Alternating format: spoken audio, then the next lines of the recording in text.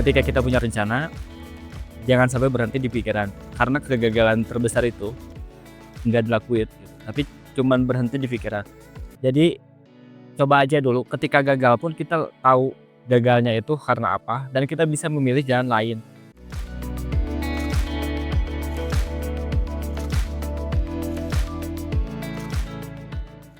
Halo teman-teman, saya Adela Tahtauhina. Kali ini kita akan mendengarkan kisah inspiratif dari seorang pembisnis Sunda yang bernama Kak Alfa.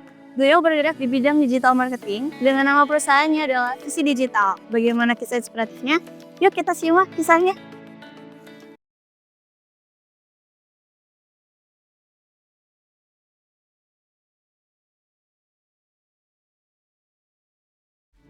Halo Kak Alfa, apa kabar? Alhamdulillah, baik. Boleh Kak untuk sharing-sharing tentang bisnis digital marketingnya? Boleh, boleh.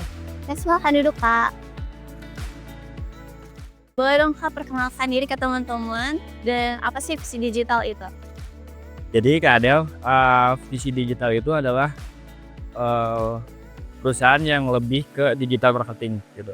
Jadi kita banyaknya kerjasama dengan UMKM. Misalnya kayak Kak Adel punya produk apa, misal fashion atau apa aja, nanti kita bantu marketingnya gitu. Jadi fokusnya itu di digital marketing gitu. Kita biasanya mainnya itu di Meta Ads. Meta Ads itu jadi iklan di Facebook dan Instagram Ads gitu. Selain itu banyak juga kayak kita bisa ngebantu sosmed-sosmed klien untuk lebih terlihat profesional, lebih ke personal brandingnya naikin gitu. Jadi tapi untuk sekarang fokusnya di digital marketingnya gitu.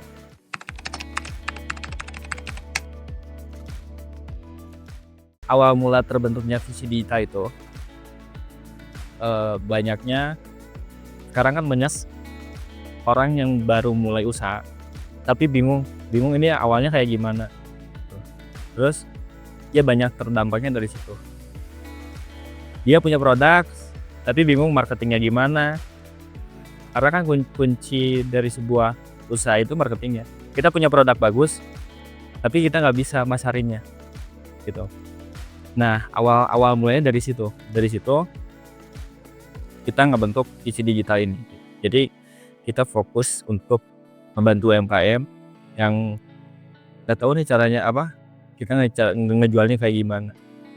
Kenapa aku milih digital marketing? Karena sekarang kan emang lagi hype semuanya serba online. Semenjak COVID gitu kan, semenjak COVID penjualan naik, pada akhirnya aku belajar digital marketing ini. Nah, untuk awal-awalnya aku belajar lumayan susah gitu. Maksudnya semua orang bisa iklan, tapi semua orang nggak bisa baca data gitu. Jadi baca data itu maksudnya kita punya produk, tapi susah baca apakah ini ketika kita ngiklan kenapa jadi boncos. Misal kita ngiklan 100.000, tapi jadi boncos nggak ada penjualan. Nah kita harus baca data itu bisa boncosnya itu karena apa? Gitu. Bisa jadi karena copywritingnya, bisa jadi karena kontennya.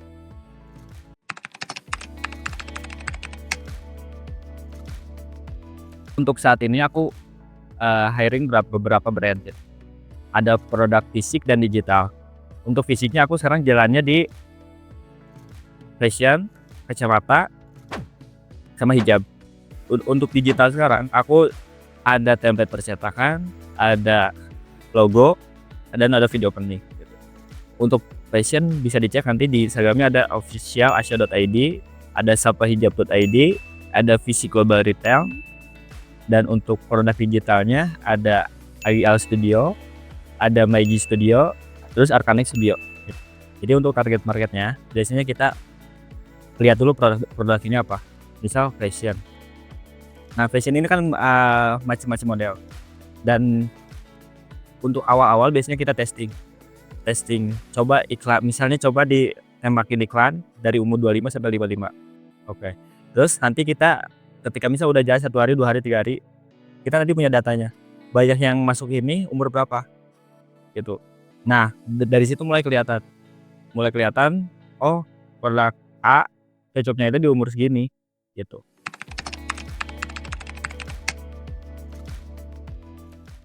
Modal awal aku itu di tahun 2020 300.000. Pada saat itu aku 300.000 ini kan semuanya itu pakai buat iklan. 300.000 ini pakai buat iklan, bagus nih iklannya. Aku waktu itu testing fashion, bagus iklannya. Nah, dari situ kan aku nggak punya uang buat ngemodal produknya. Berarti aku cari supplier, ketemulah sama supplier fashion.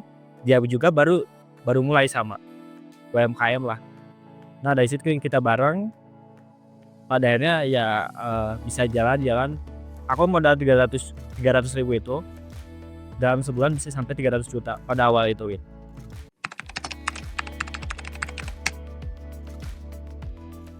Kendala yang paling susah itu ketika main di digital marketing, kita susah untuk menyampaikan value produk ini dalam bentuk konten, dalam bentuk tulisan. Kita punya produk bagus, tapi susah untuk menyampaikan secara online ya. Kendalanya paling di situ aja. Kalau di digital marketing, kita harus banyak testing, kita harus banyak membakar uang. Sampai kita ketemu, kayak tadi contohnya punya produk fashion, tapi kita belum tahu ini pasarnya di mana.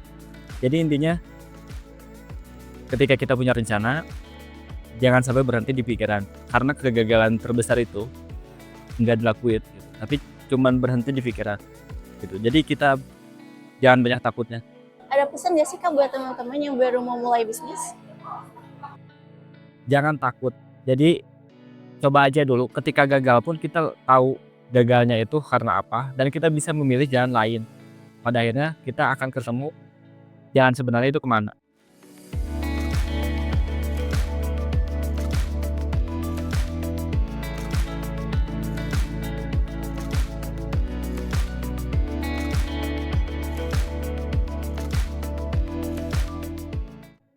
Terima kasih Kak Alfa sudah sharing-sharing tentang bisnisnya. Semoga bisnisnya kedepannya makin lancar dan maju ya Kak. Nah itu dia teman-teman, kisah inspiratif dari Kak Alfa. Dari modal 300.000 hingga bisa meraup keuntungan yang cukup banyak. Ada sekali lagi yang mahal itu adalah inspirasi dan idenya. Makasih teman-teman yang sudah menonton. Saya pamit undur diri. Assalamualaikum warahmatullahi wabarakatuh.